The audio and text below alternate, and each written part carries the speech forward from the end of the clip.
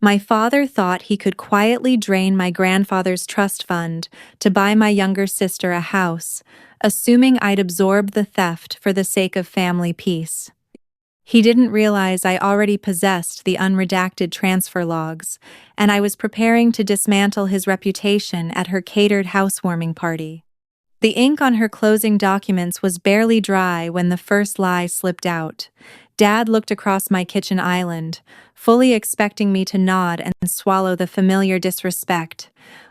Have you ever had a parent expect you to sacrifice your own future just to make your siblings' life easier? If you know exactly how that quiet erasure feels, share your memory below. We rarely discuss the compliant daughters expected to literally pay for family peace. He claimed the account had dissolved, eaten up by market swings and administrative fees. But if the money evaporated, why was his signature on a domestic wire transfer exactly 3 days before her down payment cleared? For 34 years, I was the family's shock absorber. My sister, Chloe, was the kite. My father, Richard, was the wind. I was just the string, expected to stay grounded, hold tight, and never ask for a turn in the sky. We grew up in a house where appearances functioned as a religion. My father sold commercial insurance. His entire career was built on handshakes, tailored navy suits, and a precise knowledge of other men's golf handicaps. He believed that if you looked successful, the math would magically sort itself out. Chloe inherited this exact philosophy. She called herself a freelance interior stylist. In reality, she bought imported linen on Dad's credit card and arranged it on mid-century sofas for Instagram. She was 29, chronically overwhelmed by basic responsibilities and fiercely protected. Whenever she overdrew her checking account, Dad would just sigh, write a check, and call her a free spirit. I was the opposite. I managed compliance for a mid-sized logistics firm. My professional life revolved around making sure the numbers in the system matched the cargo on the docks. I read contracts. I verified signatures. I lived in a world where discrepancies always left a paper trail. I thought my father respected my independence. I bought a modest condo in a quiet zip code. When I showed up for Sunday dinners, I brought a good Cabernet and never asked for a favor. I mistook his lack of worry for pride. That was my emotional blind spot. It wasn't pride. It was convenience. I was simply the child who didn't cost him anything, which meant he had more resources to pour into the child who cost him everything. My grandfather, Arthur, had seen this dynamic perfectly. He was a retired structural engineer who trusted concrete, not charm. He loved my father, but he didn't respect him. He saw exactly how the family ecosystem was designed to drain me. When Grandpa Arthur passed away 12 years ago, he left a specific trust behind. It wasn't endless wealth, but it was a solid mid-six-figure account. The stipulations were rigid. It was earmarked strictly for me, to be released in full on my 35th birthday, or earlier if I purchased a single-family home. But Grandpa made one structural error. Because I was barely 23 when he died, he named my father as the trustee. Grandpa assumed blood meant loyalty. For a decade, that money sat quietly in an aggressive growth portfolio. Every January, I received a standard tax document showing the interest. I never touched it. I never asked about it. I was waiting for my 35th birthday, which was exactly 11 months away. Then, Chloe decided she was tired of renting. She didn't want a starter home. She wanted a historic bungalow in Oak Creek, a neighborhood with heavy oak trees and property taxes that required a dual-income tech salary. She had no savings, a fluctuating income, and a credit score that looked like a typo. I was at the kitchen counter during one of those Sunday dinners when she dropped the glossy real estate brochure on the marble island. She pointed to a property priced at $800,000. I waited for my father to laugh. I waited for his standard lecture about market rates. Instead, he didn't even blink. He poured himself a heavy measure of scotch, looked at the floor plan, and said, "It has good bones, sweetheart. We'll figure out the financing. The market is just shifting right now." We. He had never used the word we when I bought my condo. I had sat in a mortgage broker's office alone, reading every line of my 30-year fixed rate. I noticed something else, too. His left hand was tapping rhythmically against his highball glass. It was a nervous tick he only displayed when he was moving money around to cover a shortfall. I just assumed he was going to drain his own retirement to co-sign a loan he couldn't afford. I thought he was ruining his own life to subsidize her delusion. I didn't realize he was already looking at my grandfather's ledger, deciding that my patience was nothing more than an uncashed check. The timeline of a lie always leaves a residue. You just have to know which surface to run your finger across. For my father, the residue was his sudden, uncharacteristic modesty. 2 weeks after that Sunday dinner, Chloe's escrow on the historic bungalow opened. At dinner that week, my mother raised a glass of expensive Barolo, her eyes glassy with admiration as she praised Dad's immense sacrifice. Dad waved his hand dismissively, adjusting his silver cufflinks, playing the role of the humble patriarch to perfection. He told the table that he had liquidated a significant chunk of his private mutual funds to secure Chloe's down payment. He called it an advance on her inheritance, a necessary maneuver because family comes first. I sat at the end of the table, cutting my steak, watching the performance. I didn't care if he bankrupted his retirement to buy her a house with a rotting foundation. That was his choice. I had my own life, my own condo, and my own quiet countdown to my 35th birthday. But a week later, it was mid-February, tax season. Every year, like clockwork, a heavy cream-colored envelope arrived from a wealth management firm called Sterling Capital.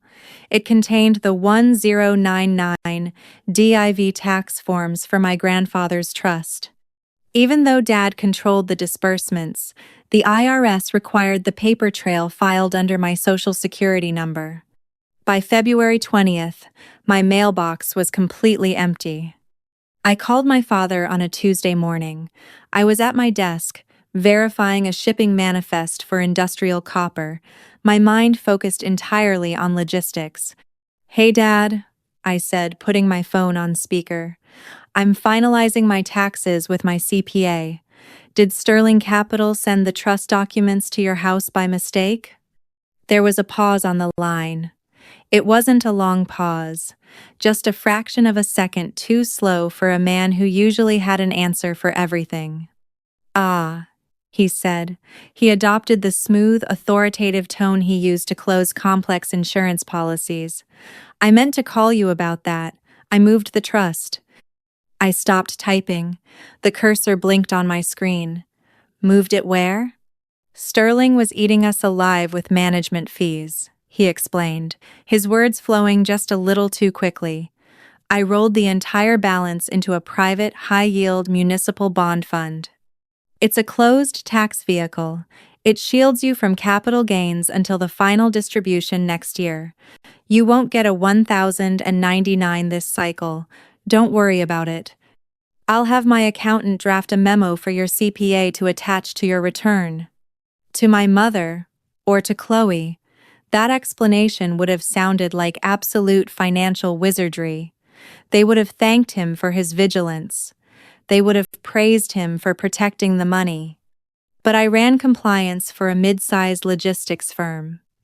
My entire professional existence was built on recognizing when a narrative didn't match the regulatory framework.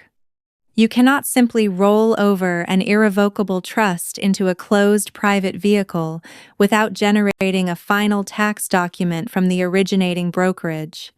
The IRS doesn't care about internal transfers. They do not deal in verbal memos drafted by family accountants. They deal in exit events, A closed account triggers a form. Always. Okay, I said, keeping my voice perfectly flat. I didn't press him. I didn't ask a single follow-up question. Have your guy send the memo. I hung up the phone. I didn't yell. I didn't accuse him. I just opened my lower desk drawer, pulled out my tax file from the previous year, and found the direct phone number for the primary broker at Sterling Capital. I dialed. A junior associate answered.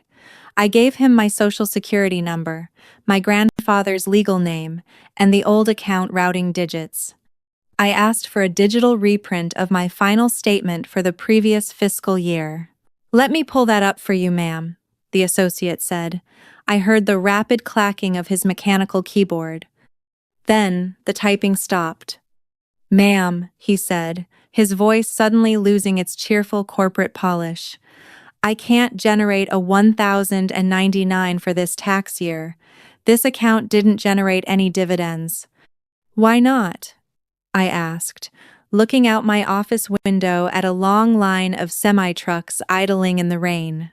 Because the trust was fully liquidated and closed, he read directly from his screen. A total withdrawal was executed by the trustee. The balance was zeroed out on October 14th. October 14th. I looked at the calendar hanging on my wall.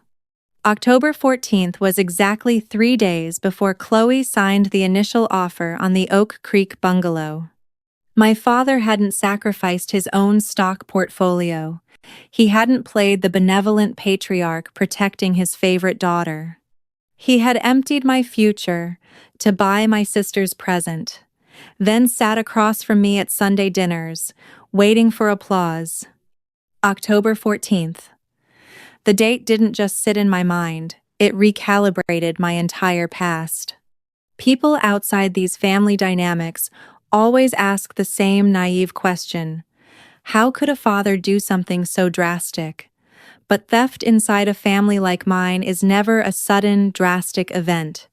It is simply the final, logical administrative step in a system that has been operating perfectly for decades. My father did not wake up on October 14th and decide to become a thief.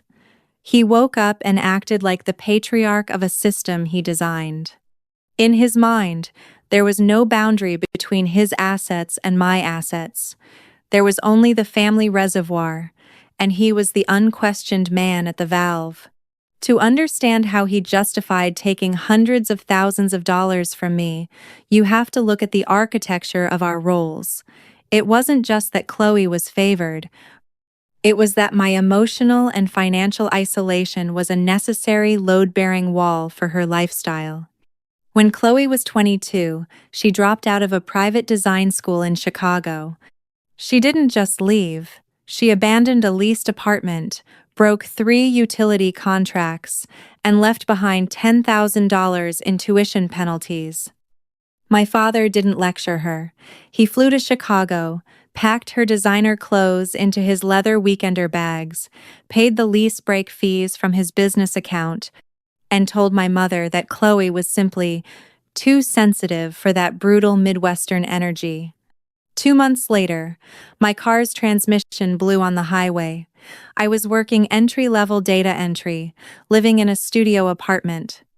I called him from the shoulder of Interstate 95, shivering in the damp November wind, asking if he could spot me $1,000 for the mechanic until my next 2 paychecks cleared.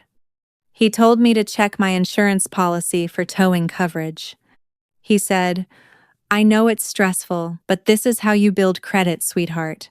Put it on a card. You need to learn how to manage cash flow." For years, I wore that memory like armor.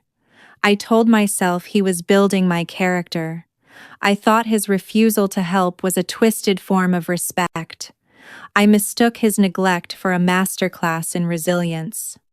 But standing in my office, looking at the blinking cursor on my screen, the armor dissolved. He wasn't teaching me grit. He was protecting his liquidity. My independence wasn't a point of pride for him. It was a line item in his budget. If I was self-sufficient, He didn't have to spend a dime on me. He actively groomed me to be low maintenance, requiring zero financial or emotional overhead, specifically so that he could afford the staggering cost of keeping Chloe comfortable. My mother was the floor manager of this operation. She smoothed the ugly edges of his blatant favoritism by weaponizing compliments. She would pour coffee at Sunday dinners, pat my hand, and say, "You're our rock, Sarah. You're so capable. We never have to worry about you. We never have to worry about you." If you grew up as the designated adult in your family, you know exactly how dangerous that sentence is. It doesn't mean they admire you. It means they have officially absolved themselves of the responsibility of caring for you. So when October 14th arrived, my father didn't experience a dark night of the soul. He didn't sit in his mahogany-paneled home office, sweating over a terrible moral boundary. He simply looked at Chloe's desire for a historic house, looked at the locked vault of my grandfather's trust, and applied the exact same formula he had used my entire life. Chloe needs it. Sarah will survive without it. He assumed my lifetime of keeping the peace was a guarantee of my future silence. He assumed my decency was a form of permanent submission. But as I printed the zero balance confirmation from the Sterling Capital Associate, a colder, sharper realization settled into my chest. Grandpa Arthur hadn't put a 35-year age restriction on that trust because he thought I was irresponsible. He was a retired structural engineer. He understood pressure, weight, and failure points. He locked that money away because he knew that if I had access to it in my 20s, my father would have emotionally coerced me into handing it over to Chloe. Grandpa didn't build a trust fund. He built a reinforced vault to protect me from my own family. And my father hadn't just stolen a financial asset. He had broken into the only safe room my grandfather ever built for me, assuming I wouldn't have the spine to lock him inside it. Once you see the structural math of your own family, the isolated incidents stop looking like accidents. They become a ledger. For years, I had kept a mental filing cabinet of small, quiet humiliations. I never connected them. I treated each one as a standalone miscommunication, something to be smoothed over for the sake of holiday dinners and forced family portraits. But holding that zero balance confirmation from the brokerage, the drawer slid open, and the files arranged themselves in chronological order. I thought about the day I closed on my condo. It was a massive financial milestone for a 29-year-old single woman. I had asked my father to attend the final walkthrough, specifically to check the HVAC unit and the water heater.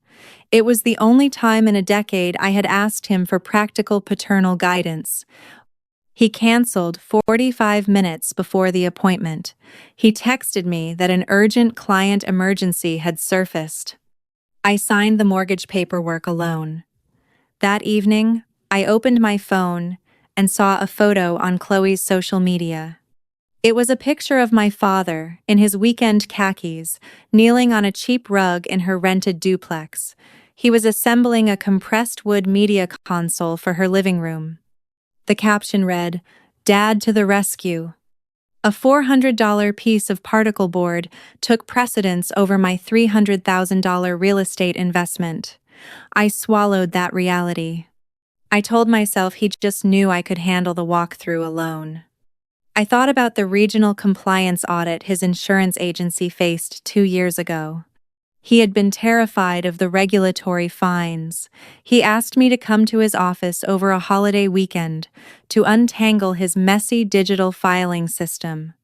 I sat in his leather conference chair for 28 hours, drinking stale coffee, cross-referencing his premium logs with state regulations. I saved him thousands of dollars in specialized accounting fees. When I finished the index, I asked him if he would review a vendor contract for my logistics firm. Just a quick glance from a seasoned businessman to make sure I wasn't missing a liability clause. He patted my shoulder, handed me a $50 coffee shop gift card, and said, "You've got this, kiddo. You're the smart one. I'm completely burned out." 2 days later, I saw a charge hit the family credit card account, an account my name was still technically attached to as an authorized user from my college days. The charge was for $3,500, a non-refundable deposit for a luxury wellness retreat in Sedona, for Chloe, because the audit stress in the family had somehow transferred to her, and she needed to realign her energy. I swallowed that too. I told myself I didn't need his validation or his money. But the most insidious cruelty wasn't the blatant favoritism, it was the way my mother packaged it for public consumption. I remembered a Thanksgiving dinner where my aunt asked why I hadn't joined the family on a skiing trip to Colorado the previous winter. My mother hadn't missed a beat. She smiled perfectly over the cranberry sauce and said, "Oh, Sarah is married to her spreadsheets. We couldn't possibly pull her away from the docks. Besides, Chloe really needs the mountain air to manage her anxiety. Sarah is just too resilient for vacations." Resilient, independent, the smart one, the rock. They didn't use those words as compliments. They used them as containment strategies. They weaponized my competence to justify their neglect. If I was resilient, they didn't have to protect me. If I was independent, they didn't have to fund me.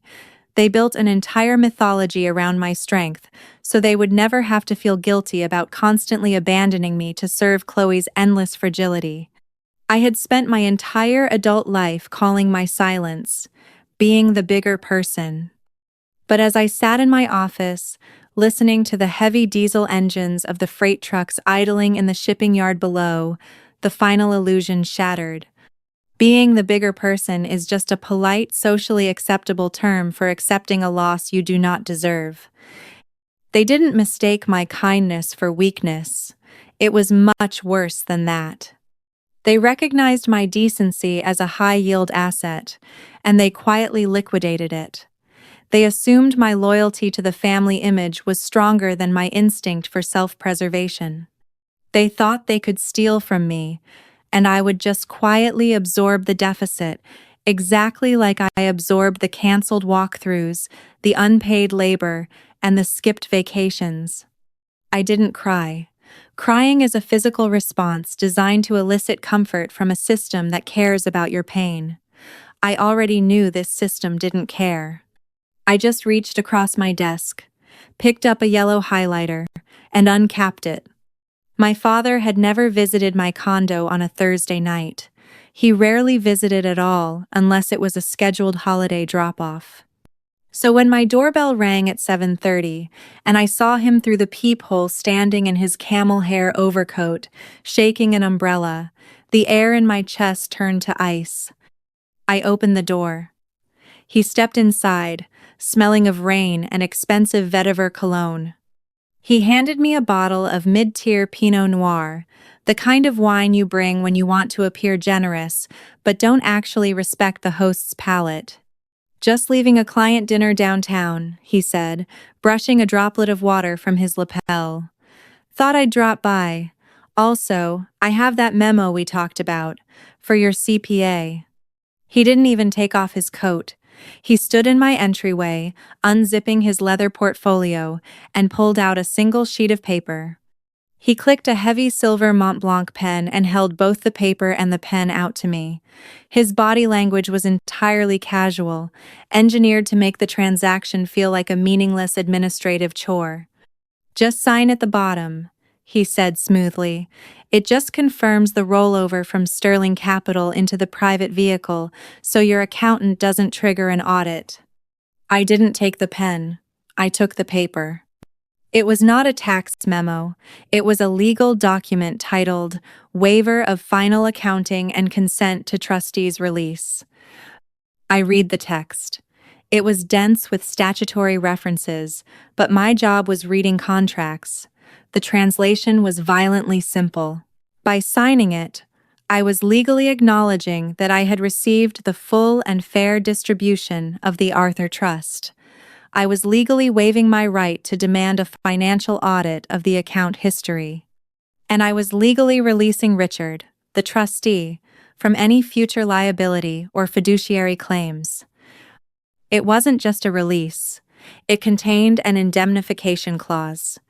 It meant that if the IRS ever questioned the missing six figures, I would be legally responsible for paying the tax penalties on the money he stole. He wasn't just taking the principal to buy Chloe's house. He was offloading the federal tax liability onto my Social Security number to protect his own credit rating. He wasn't just stealing my grandfather's money. He was trying to trick me into signing a legal confession that I had consented to the theft.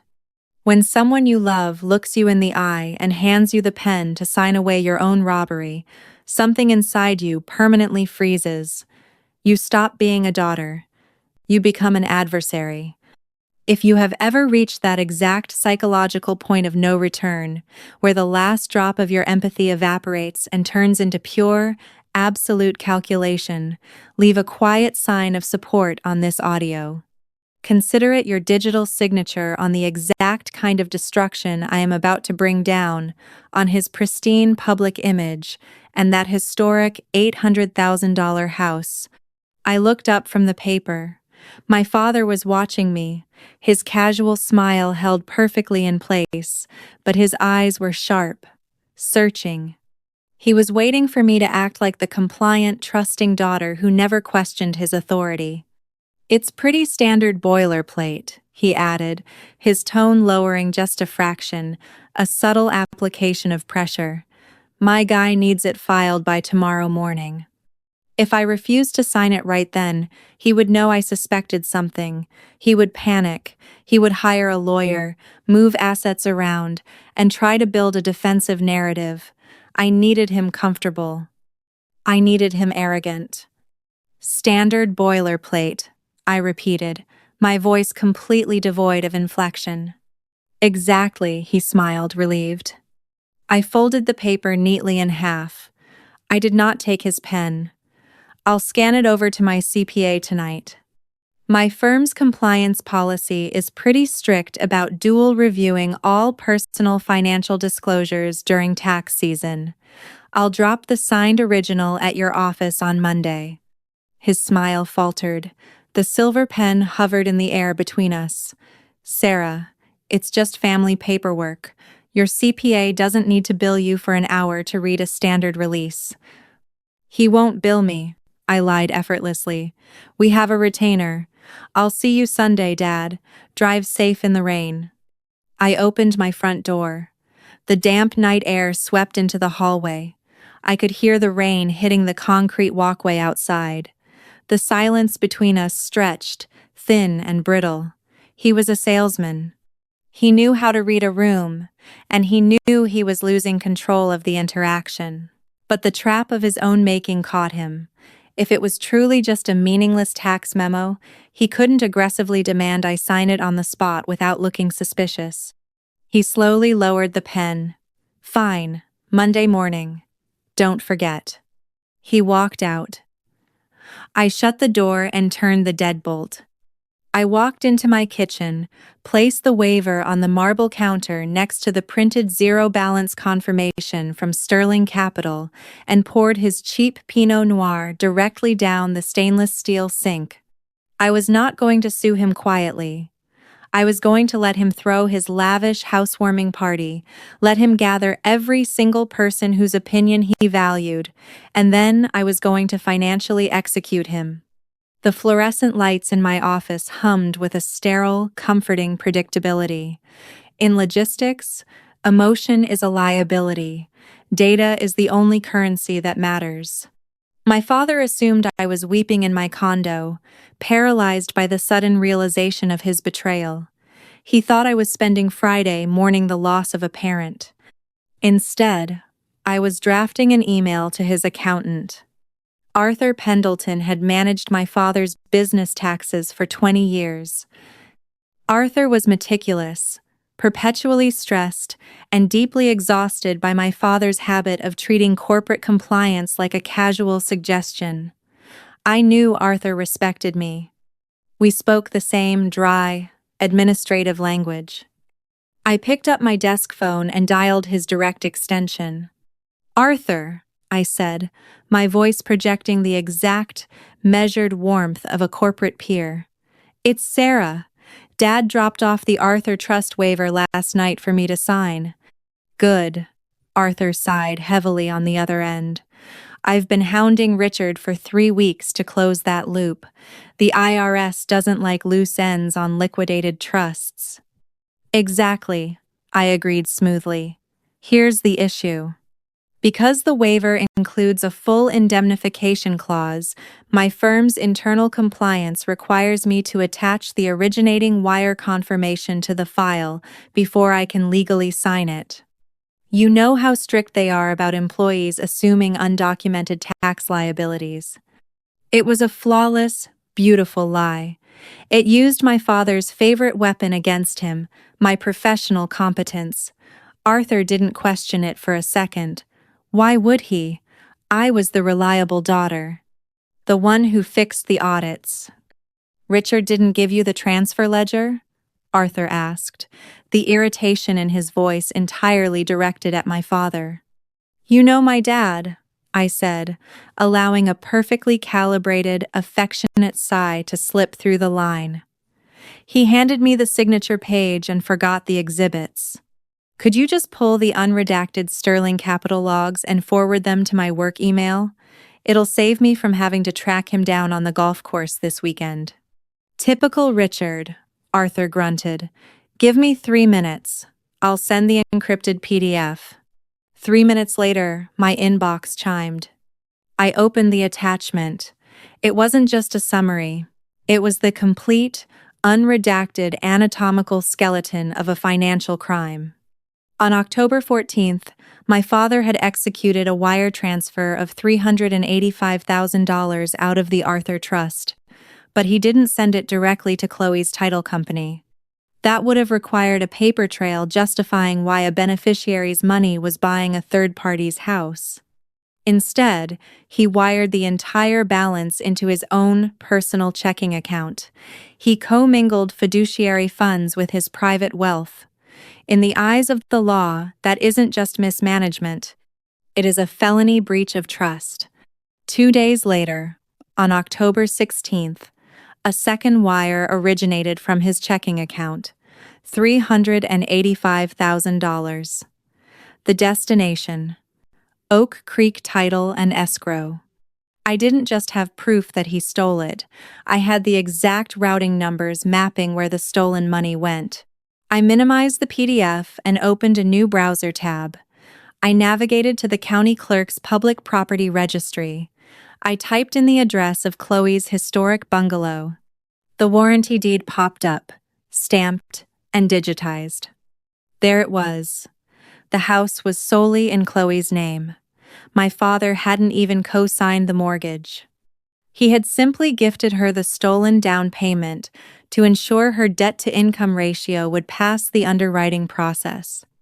In my industry, when a vendor uses stolen funds to purchase cargo, you don't waste time suing the bankrupt vendor. You file a lien on the cargo. The law calls it a constructive trust. It means that if you can prove an asset was purchased with your stolen money, the civil court essentially rewrites the deed. You become the legal owner of the asset. My phone vibrated on the desk.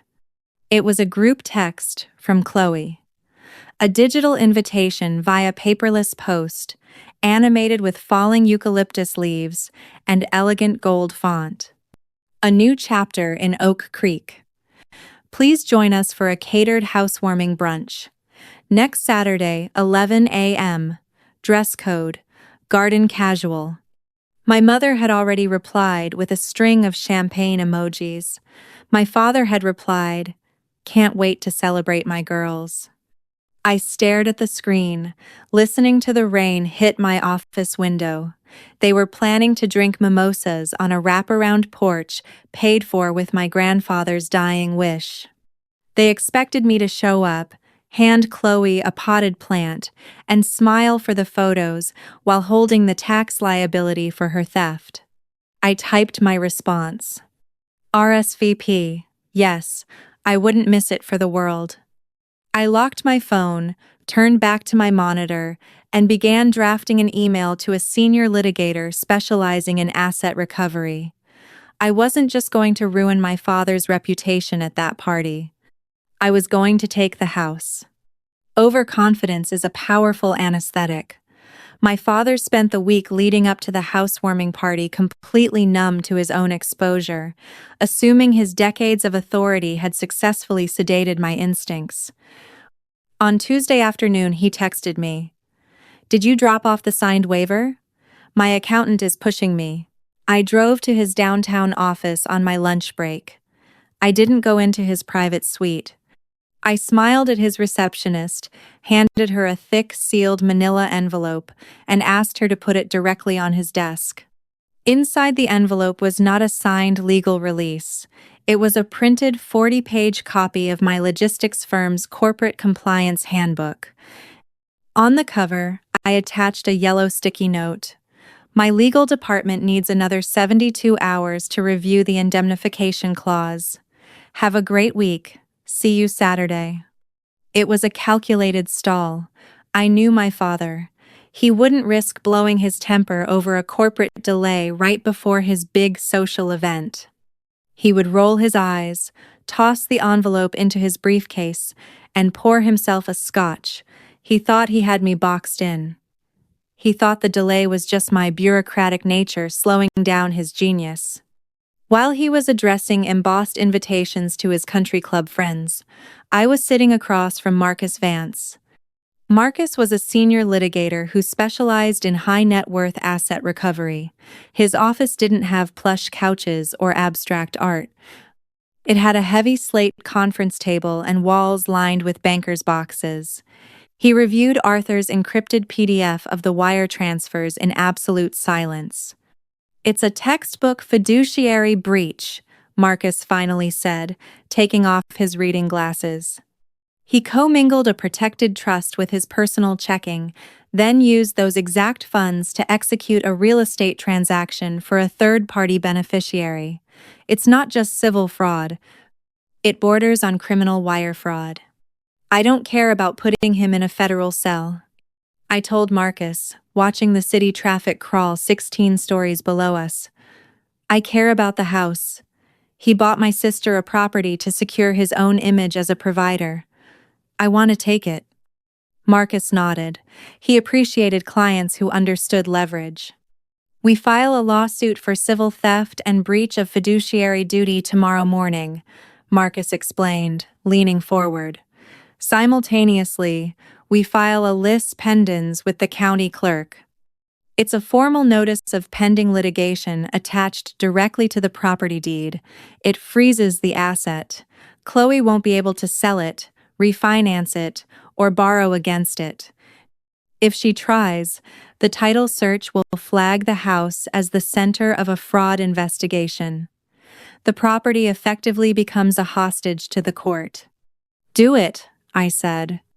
By Thursday afternoon, Marcus forwarded me the court-stamped documents. The trap was officially set. The legal mechanism was in motion, completely invisible to my father and sister. That evening, Chloe posted a sweeping video of her new backyard on social media. She had hired a boutique catering company to set up white linen tents and a mimosa bar.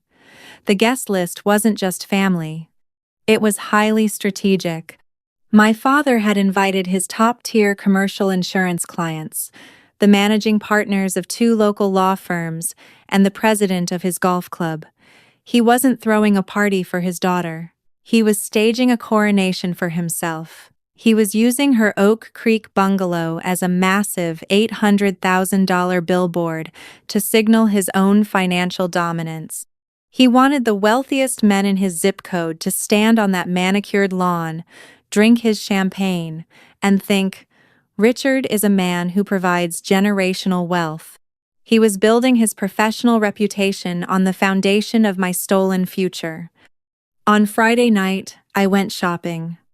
I didn't buy a houseplant or a designer candle. I went to a high-end stationery boutique and purchased a beautifully crafted, heavy stock presentation box. It was matte black, lined with velvet, the kind of box used to gift expensive jewelry or rare watches. I sat at my kitchen counter and carefully folded the documents.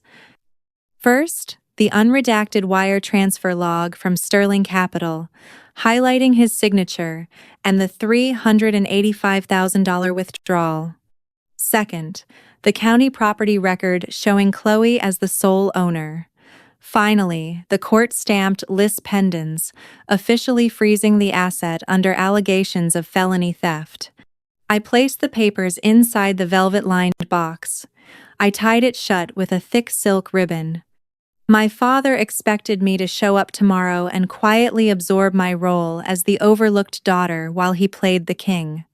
He assumed I was bringing my usual compliant silence to his carefully curated audience. He was right about one thing. I was going to give him an audience. He just didn't realize they were there to witness his execution. Oak Creek on a Saturday morning smelled like fresh mulch and expensive catering.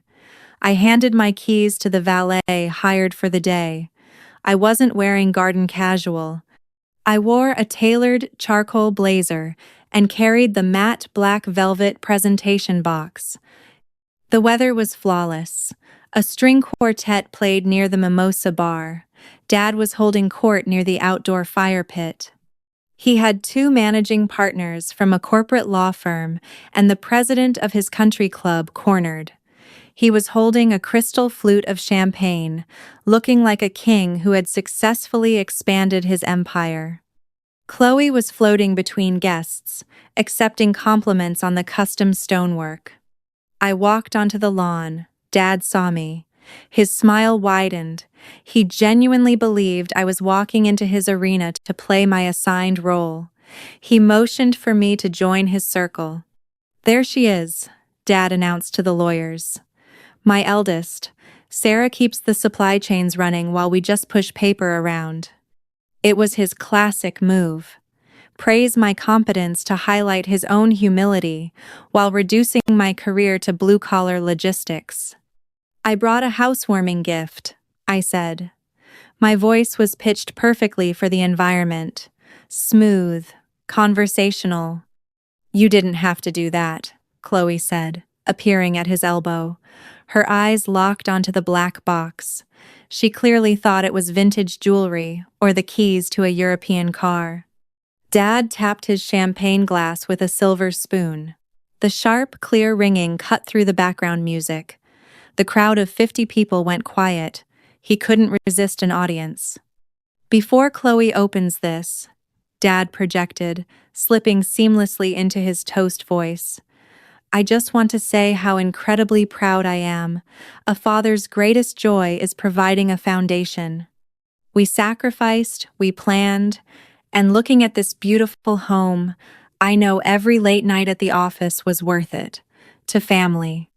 The crowd murmured and drank. "Open it, Chloe," I said.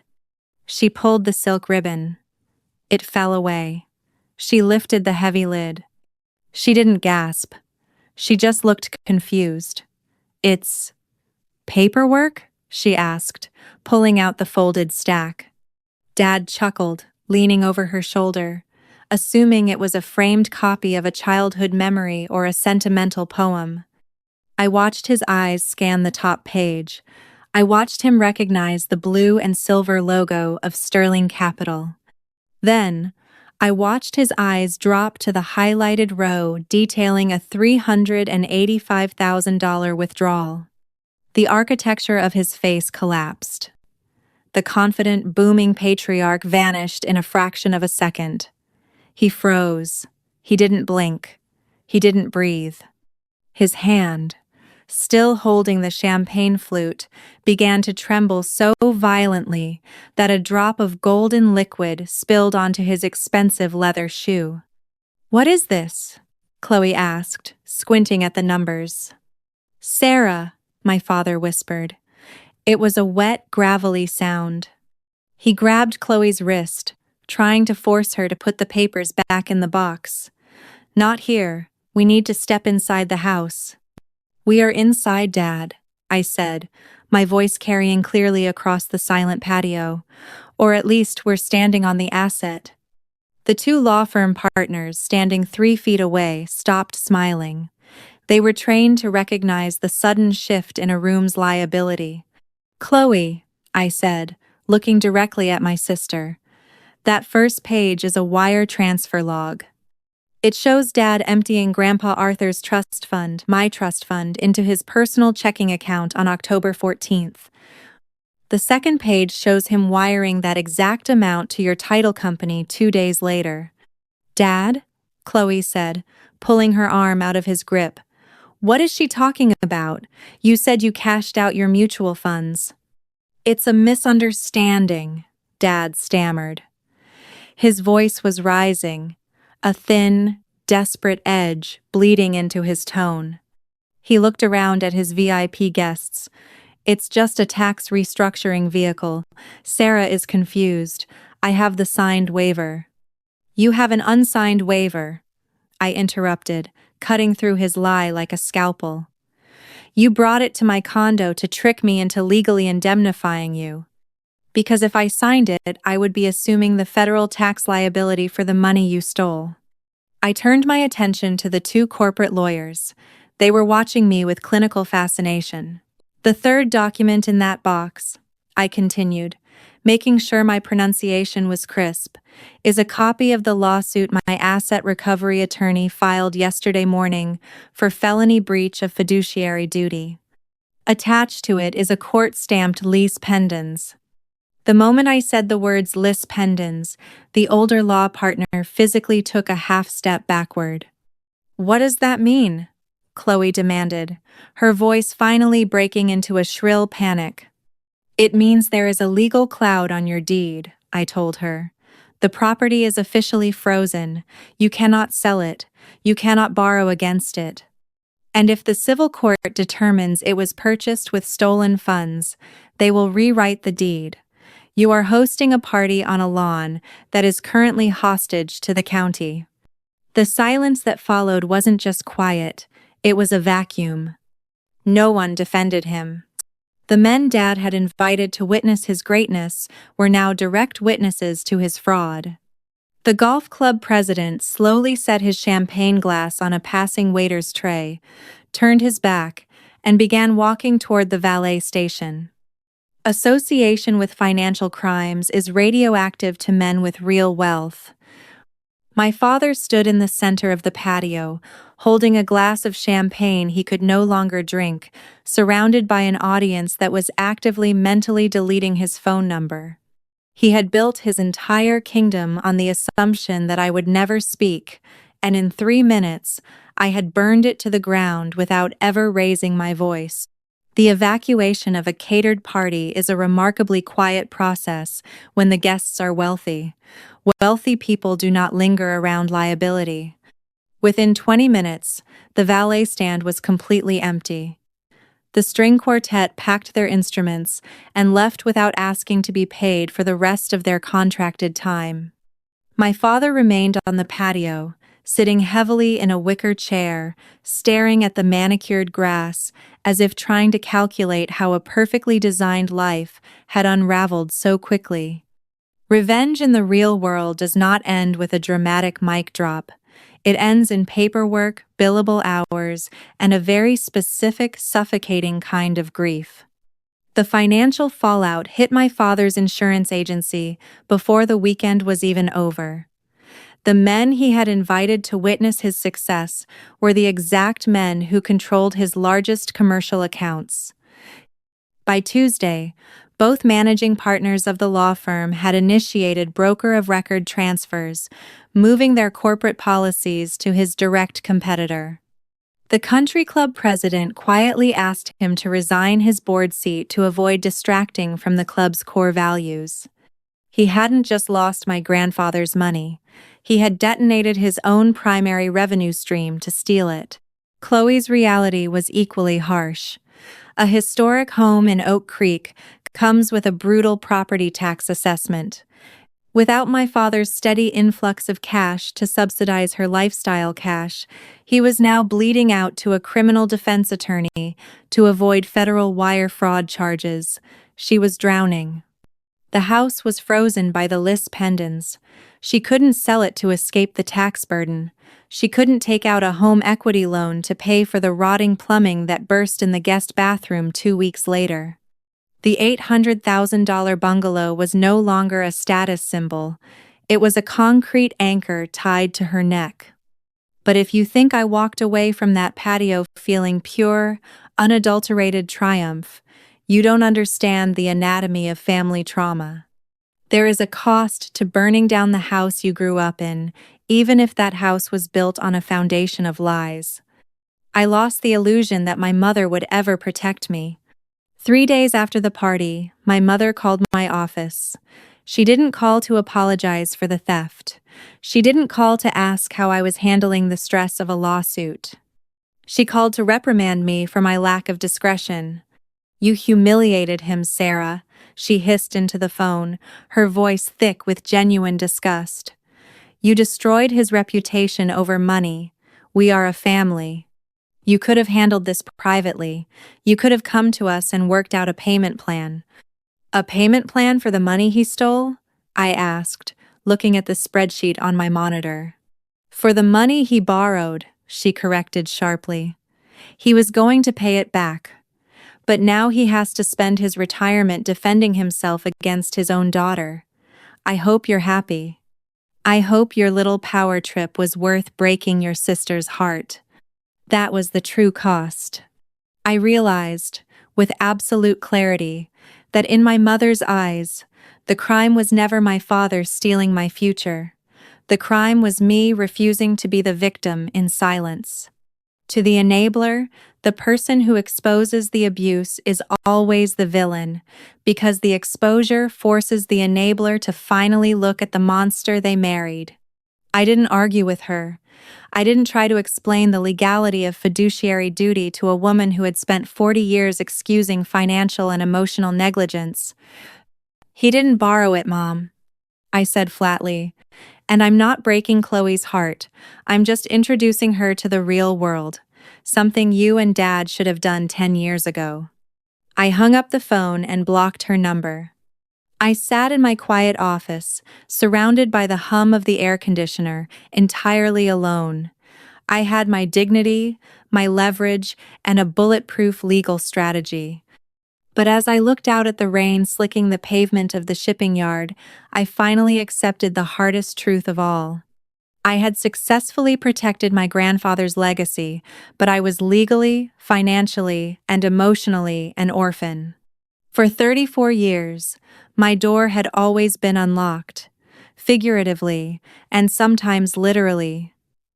I was the emergency contact, the crisis manager, the unpaid emotional consultant. 7 months after the housewarming party, that access was permanently revoked. It was a Tuesday evening in November.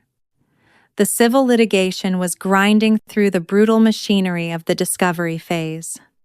My father's lawyers were desperately trying to negotiate a settlement that wouldn't leave him totally bankrupt, while Marcus, my attorney, systematically dismantled their delay tactics with forensic accounting. Then, the buzzer to my condo building rang. I walked to the kitchen and looked at the black and white video monitor. Chloe was standing in the lobby vestibule. She was wearing a heavy, oversized sweater, clutching a wet canvas tote bag. Her hair was damp from the freezing rain. She looked exactly like the overwhelmed, fragile 22-year-old who had dropped out of design school, a carefully constructed image designed to bypass my defenses. In the past, I would have buzzed her up immediately. I would have made tea. I would have sat on the sofa and listened to her complain about the property taxes she couldn't afford, the frozen pipes she couldn't fix, and the unbearable tension at our parents' house. I would have absorbed her anxiety so she could leave feeling lighter. I pressed the intercom button. "Yes?" "Sarah, it's me." Chloe's voice filtered through the static of the speaker. It was small, trembling. Dad's accounts are frozen. The city is threatening a tax lien on the Oak Creek house. I don't know what to do. Can I just come up, please? I need my sister. I need my sister.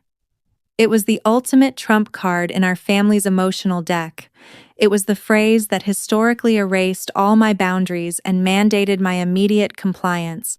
Chloe, I said, my voice as flat and unyielding as the concrete foundation of my building. You don't need a sister, you need a bankruptcy attorney. How can you be so cold? She cried, looking directly into the security camera, her face twisting into a mask of betrayed innocence. I didn't steal the money. Dad did. I just wanted a house. You're punishing me for his mistake. I didn't ask him to break the law. We're family. You didn't ask him to break the law, but you were perfectly happy to live inside the crime, I reminded her, the audio clipping slightly through the cheap lobby speaker. You watched him hand me a fraudulent legal waiver on your patio. You knew he lied about the mutual funds. And when I showed you the wire transfer logs, you didn't ask how he could betray me. You asked what it meant for your deed. She stepped back from the camera, blinking rapidly, suddenly realizing the old script was completely useless. Family isn't a blank check for collateral damage, Chloe, I told her, leaning closer to the microphone. For my entire life, you and Dad treated my stability like a public utility. You thought you could just plug into my life, drain what you needed, and leave me to pay the bill. The power is cut, the grid is down. Sarah, please. It's freezing down here. Then you should probably go back to the historic bungalow you let him buy for you, I said, before the bank forecloses on it. I took my finger off the intercom button. I didn't wait to watch her reaction on the monitor. I simply turned it off. The screen went black. The silence in my condo wasn't the heavy, suffocating isolation of the first few weeks. It was a clean, architectural silence. It was the sound of a structural perimeter finally holding its ground. I had spent decades trying to earn a seat at a table where the currency was my own diminishment. Now, I was building my own table, and the first rule of my new life was absolute, unapologetic exclusion. If you required my destruction to fund your comfort, you no longer existed in my ecosystem. My father was about to learn that exact same lesson in a federal deposition room. 4 months later, the civil litigation ended not with a dramatic courtroom trial, but with the quiet, scratching sound of a ballpoint pen in a windowless mediation room. My father looked 10 years older. The tailored navy suit he always wore, like armor, now hung loosely over his shoulders. His insurance agency had hemorrhaged clients after the housewarming patio incident, and the legal fees had drained whatever liquidity he had left. To avoid the terrifying reality of federal wire fraud charges, he had capitulated to every single one of Marcus's terms. The Oak Creek bungalow was sold at a forced county auction. The bidding war was short. The final sale price barely covered the massive liens and the resulting taxes. The remaining proceeds, combined with the liquidated remains of my father's personal retirement portfolio, were legally transferred to a new, secure account under my exclusive control. Grandpa Arthur's trust was entirely restored, plus statutory interest, punitive damages, and Marcus's legal fees. When my father signed the final settlement agreement, the heavy silver Mont Blanc pen he always used seemed to shake in his grip. He didn't look at me. He kept his eyes locked on the polished mahogany grain of the conference table. He was a man who had spent his entire life managing his image, and he was currently signing a legally binding confession that he was a thief. Chloe didn't attend the mediation. She had already moved into a cramped, noisy apartment near the interstate, forced to take a salaried job at a furniture showroom to pay off the residual penalties the frozen house had generated. My mother stopped hosting Sunday dinners. Their perfect, curated family image didn't just crack, It vaporized, because the person they had secretly relied on to absorb the cost of their illusions had finally closed the bank. People who have never survived this specific type of family betrayal often think revenge is a loud, chaotic explosion. They expect screaming matches and broken glass, but elegant destruction is entirely administrative. It is the cold, methodical removal of your own grace from someone else's life. I didn't steal anything from them. I simply stopped insulating them from the consequences of their own choices. What they never understood was that my patience was not a symptom of helplessness. It was an observation period. Once I stopped asking to be loved by a system designed to use me, I became impossible to control. My final boundary wasn't just taking the money back. It was the absolute, crushing silence that followed. When my father's commercial insurance agency officially filed for Chapter 11 bankruptcy 7 months after the mediation, he sent me a single, desperate email begging for a short-term bridge loan to keep his office doors open. I didn't reply. I read the email, deleted it, and let the man who raised me lose his entire professional empire without lifting a single finger to save him. I have to ask you a difficult question. Was letting him drown in his own financial ruin a step too ruthless, or is absolute, unforgiving destruction the only way to permanently dismantle a deeply narcissistic family system? If you understand why that level of coldness isn't cruelty, but absolute necessity, make this channel your permanent survival space. We don't judge the hard boundaries that keep you safe here. We study them. Subscribe and join the archive for our next case study. I walked out of that downtown mediation building and stepped onto the sunlit sidewalk. The city traffic hummed around me. I checked my phone, verified the incoming wire transfer from the settlement, and locked the screen. I was finally exactly who they had always claimed I was. I was resilient. I was independent. I was the rock. And a rock does not bleed.